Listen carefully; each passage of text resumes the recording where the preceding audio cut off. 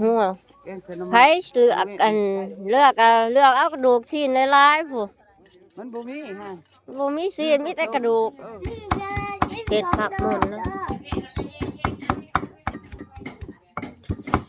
ลาบชิ้นสารวัตรลาบสารวัตรลาบมุนๆพี่น้อง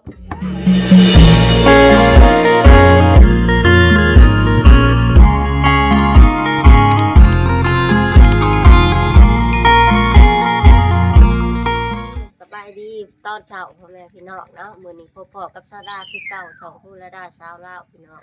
อากาศก็เย็นๆแน่เนาะตื่นเช้ามามื้อนี้ซาดาสิไปตลาดทุกคนสิพาพ่อแม่พี่น้องไปเลาะเบิ่งตลาดบ้านพุทธสูงเนาะที่ห้างบ่ได้ไปประมาณซาดาบ่ได้ไปตลาดประมาณ3 เดือนแล้วเนาะแต่ละเทื่อก็มีแต่แม่ไปรอบนี้ซาดาสิพาพี่น้องไปเบิ่งไปชมกันตลาดในบ้านเนาะทุกคนเฉพาะวันอาทิตย์มื้อเดียวเนาะไปทุกคนกินจักอีห่างคือเก่าเหมือน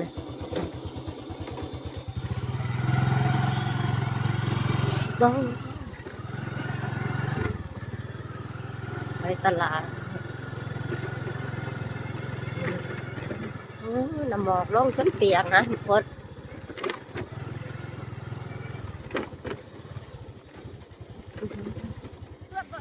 สบายดีเอื่อยคนงาดิทุกคนดิสบายดีเพิ่นขายเสื้อผ้านี่งามๆนี่เนาะโอ้อยู่ทางตลาดบ้านเฮานี่เนาะผู้เด้ผู้อาทิตย์หนึ่งแล้วผู้รถไถไปแหละพี่น้องทีมงานคนหากินขึ้นป้าพูนฮะขึ้นเส้นนวดโอ้จีมาแต่เด้อผู้นั้นนี่เนาะจีพี่น้องมาก่อนไก่อีกเพิ่นเนาะเลยมาก่อนไก่หานพักก็มาก่อนไก่อยู่วัน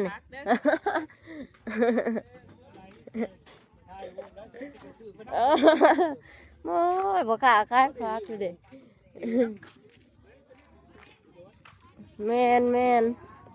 มาคนกันไล่เติมเลยเนาะแต่ดึกๆนี่หนาวห่วยได้ยังป้ากินข้าวปุ้นบ่เนี่ยโอ้เพิ่นเอาให้ซื้อเลยป้าคอยว่าให้ร้ายได้ละเอาให้หลายๆเลยนะให้เรากินบ่เบิดฮะเอาให้เราหลายๆเนี่ยสดาสีย่างขึ้นมาเบิ่งซีนง้อเนาะทุกคนสดากับแม่ว่าสิหาบซีนกินอีกมื้อนี้สดาบ่ได้ลงตลาดนี่3 เดือนแล้วเนาะนี่ทุกคนซีนง้อสบายดีแม่ใหญ่นี่ได้อีหยังโอ้ยเอากระดูกเห็นยังเอาสิดิ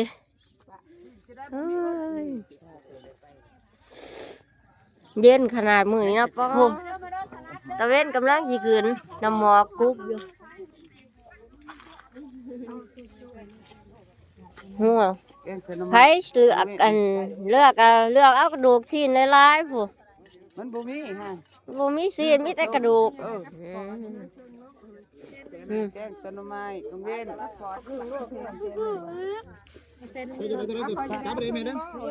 เอาเท่าไรละกระดูก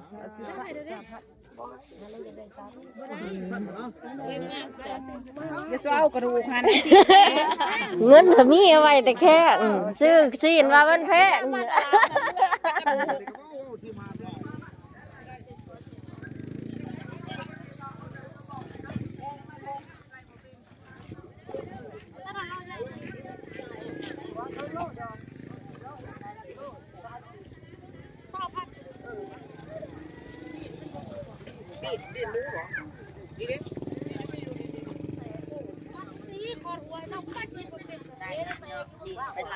ใส่บักเตะนึกว่าให้ซื้อกระชอยป่าแน่ขายเท่าไรเลย10,000พี่น้องบักแตงเพิ่นเอาโอ้ชอยแน่ชอยป่าแน่ปลูกเองบ่นี่ เออเอาทงหนึงซะนี่เอาทงนี่โอ้ยแต่มันก็เป็นตลาดในบ้านน้อยๆเนาะทุกคนนี่สิมีแต่เฉพาะวันอาทิตย์วันเดียวเนาะในบ้านพุทธสูงของพวกเรานี่แต่เช้า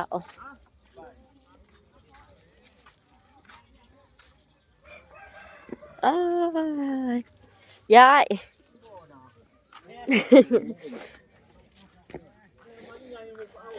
เอ้ย แม่น ลูกศิษย์ ตัวใหญ่แล้วบ่หัวตีถ่ายมันบ่ใหญ่แล้วบ่เอาหัวปั้น ว้า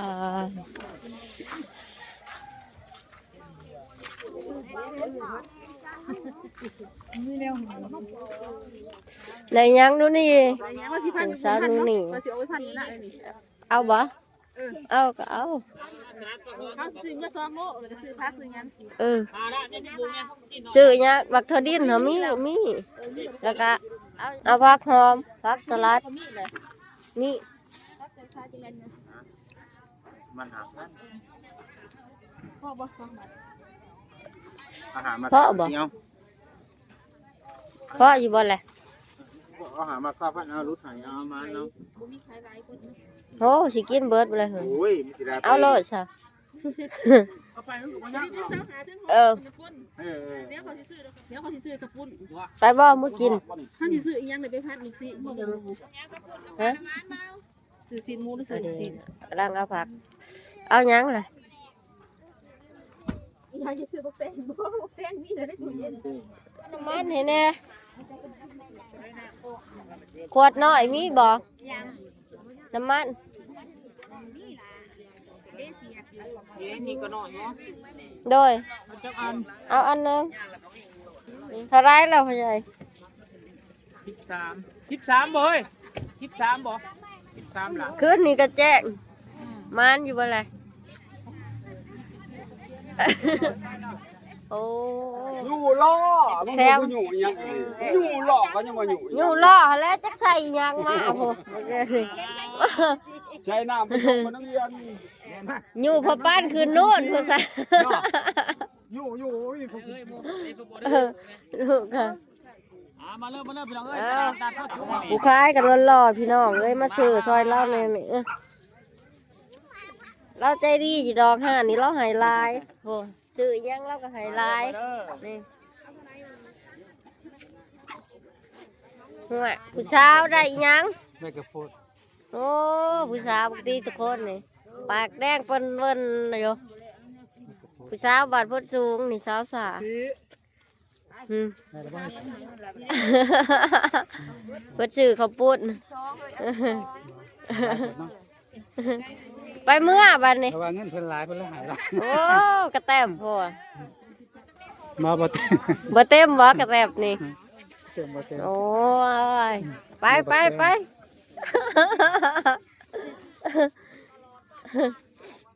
โอ้ไปแหละผู้สาวย่างบุบทางนี้ก็อยู่ร้าน รถเข็นขวบบ่ได้หัวแตกบ่คุ้ย เนาะได้อีหยังดีได้พัก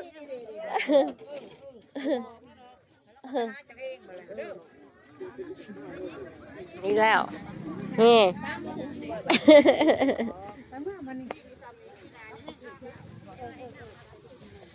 ใช่เห็น เกียงนะ มีสะบ่เห็น ไปเมื่อ ก็ว่าให้เอาก็เด็กผากเมื่อกินจังว่าเอากระปุกมา ผมไม่ใหญ่ป้า ให้วีหนึ่งนี่ พี่สาวของแม่สดานี่เนาะเพิ่นมาตลาดพอดีไปเมื่อกินข้าวอยู่นะพุ่นแหละ ใส่เลยลูก ทางกูสิบอกใช้แล้วมองเห็นบ่ถือ หมูเพ็นนี่ใช่เอ้าพี่สาวก็งามๆเลยพี่น้องขายในผัก สดาสิซื้อไปอีกเนาะเพราะในผักสลัดบ่ทันได้ปลูกสดาก็เลยสิมาซื้อเอาอีกออกแล้วอ่ะ เพิ่นสิโทรศัพท์นะ พักอีตู้ออกว่าเป็นถง ใช้พระอีตู ท่านนี่ ไอ้นี่ยังเลยนี่เอาเหยาะแหยะนี่ พี่ต้นได้ยังได้ยังหันโอ้ย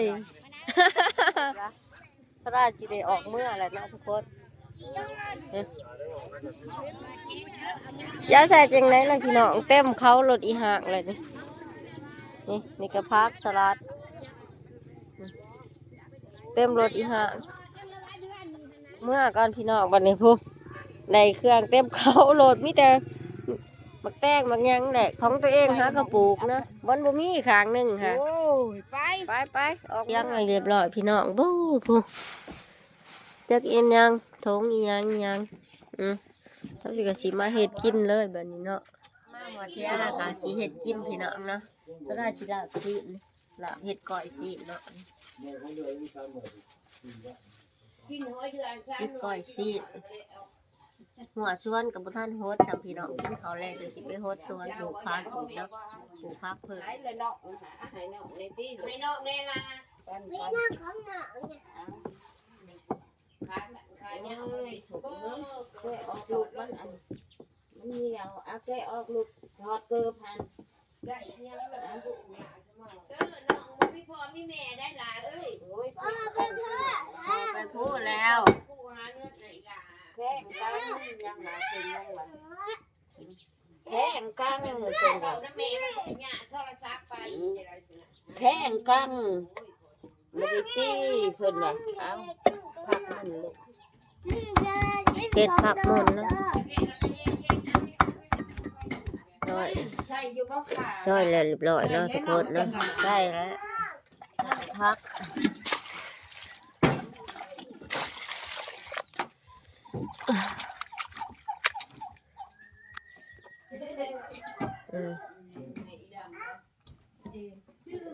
นี่ก็หอมเนาะ เป็นยังบ่มันเป็นเหมือนกับลำหัวเขาไม่ได้กินยาปอกยังไรกันมันกินยาเหล้าคนหายาเหล้าไม่กินยาเหล้านี่นักโทษนี่ชีวิตบ่ไปหาเองเศร้าหาติ่งได้เลยแน่เขาจะบอกแม่ไม่ลูกต้มเพื่อนให้คืนต้มแม่วิ่งเที่ยวนะตัวคืนไว้เอาไปเสื้อมาเอาเครื่องมือที่แจกยาเหล้าจะมาโดดพ่อมันเช่าแล้วมันเช่าแล้วกินเบิดยังกันเอาแล้วไปต้องมาจับท่านมันบ่อีดำเอาทั้งพกบ่ดำมันโมดำดูเขายี่กันอันนั้นทางเวเฮียนี่สิวเนี่ยดีไว้เนี่ยมันก็สิได้ไม่เห็นหน้าเราขอมันมาดอกอีแม่ได้ต้องคอยนะอ้ายเขาบอก ใส่มะเขือพี่น้อง เราไปกินมาได้อ่ะเราคือเรา มันทับพุ่งขึ้นนะไม่เอาเป็นนะรอได้ไม่เรียกมาดูโรงพยาบาล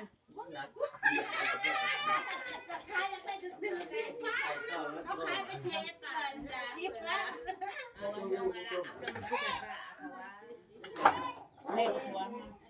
อันนี้ไก่ต่อก่อยอันนี้อ่านเลยแม่ จักสวยจังบ่ เห็นบ่ FC ค่ะว่า พี่น้องแล้วเรียบร้อยแล้วเนาะ ยังเป็นอันใด มีทั้งลาบซุปลาบดิบเนาะ ลาป้า แล้วกินข้าวน้ำกันทุกคน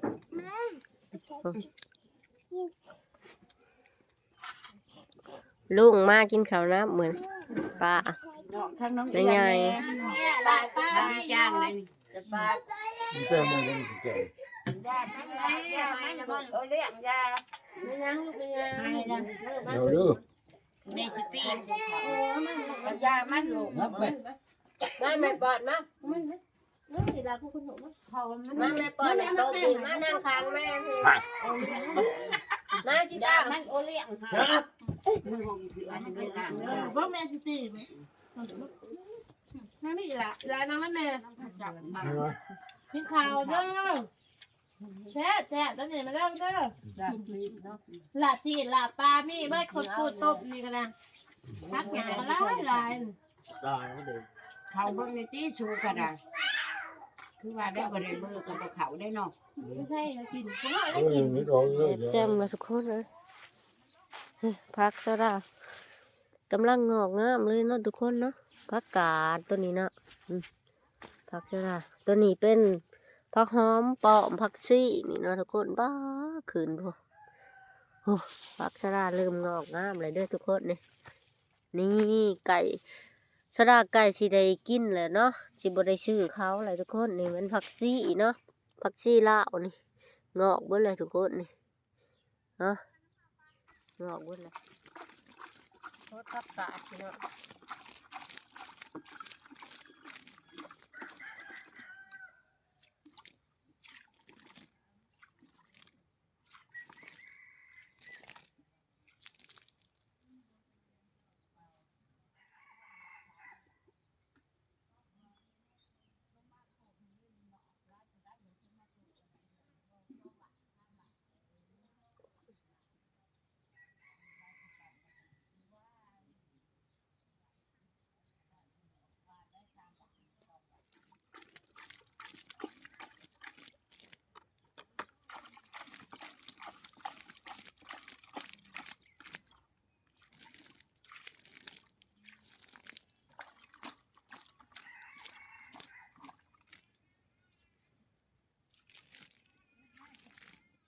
บักถั่วชะรากับพวกงามเนาะทุกคนเนาะ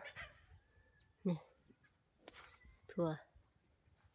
หมูดูดไปกินเครื่องหนึ่งทุกคนเอ้ยย่างเครื่องหนึ่งชะราปลูกใหม่อีกเหมือนชะรากับโฮดชวนแหละเรียบร้อยเนาะอยากชะรากับย่างอยู่เก็บขี้งัวทุกคนเก็บขี้งัวไปโฮมกันไว้เนาะเอาไว้ถ้าใส่พักเนาะทุกคนสวนชะราโฮดแล้วเรียบร้อยสำหรับมื้อนี้จะไปเก็บขี้งัวต่อทุกคนเอ้ย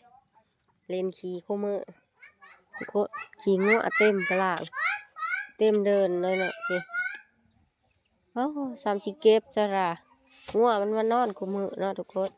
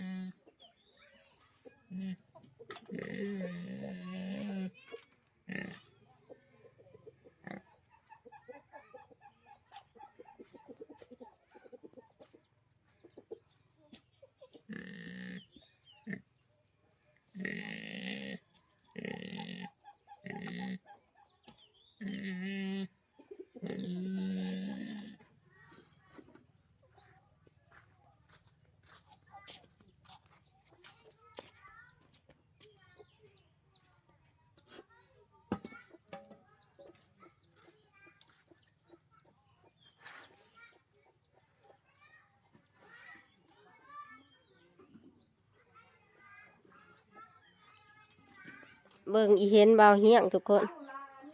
เพิ่นนอนอยู่ในขอบเพิ่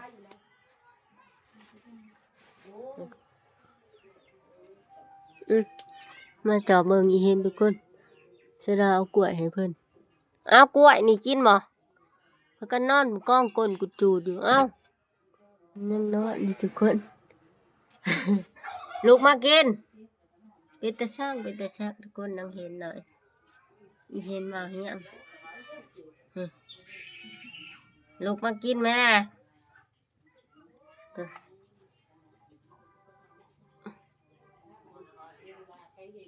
มันเป็นตะชักเลยทุกคนอ่ะใหญ่เลยดิอีเห็นกิโลดมะกล้วยงามันก็หอมแล้ววะกินไว้บ่อยากบ่ทุกคนนึกมาแล้วทุกคนกินไว้กล้วยน้อยใหญ่ๆอีเห็นอมกินไว้กล้วยเหรอ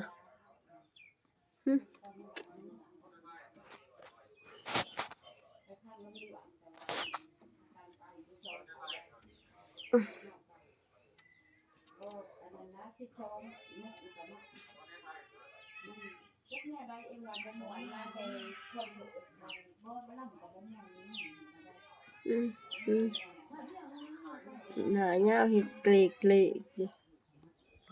ทุกคนสำหรับคลิปนี้ซาร่าสิจบวิดีโอเพียงสำนี้เนาะพบพอกันกับซาร่าใหม่คลิปวิดีโอนะอย่าลืมกดติดตามกดแชร์กดชมเพื่อเป็นกำลังใจให้ซาร่าสู่ต่อเฮ็ดคลิปต่อไปให้พ่อแม่พี่น้องได้เบิ่งได้ชมเด้อพี่น้องบ๊ายบาย